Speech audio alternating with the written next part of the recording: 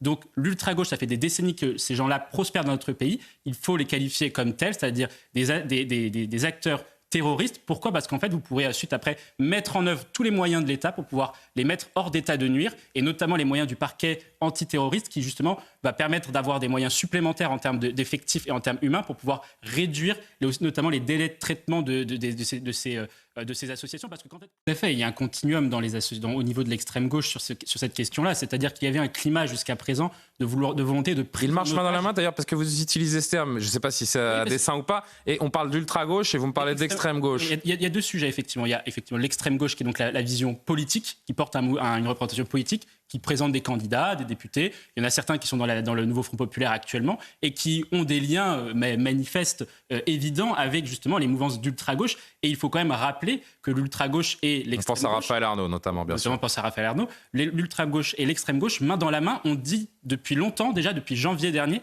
qu'il faut prendre en otage les Jeux Olympiques pour pouvoir imposer un rapport de force au président de la République, imposer un rapport de force à la classe politique pour faire prévaloir des intérêts qui sont des intérêts sectoriels. Ensuite, après, le deuxième point qu'il faut rappeler sur l'ultra-gauche, c'est que l'ultra-gauche, je suis d'accord avec ce qui vient d'être dit, ça fait des décennies que l'ultra-gauche prospère dans ce pays. Je rappelle quand même qu'il y a plus d'un siècle, l'ultra-gauche a tué même, a assassiné un président de la République.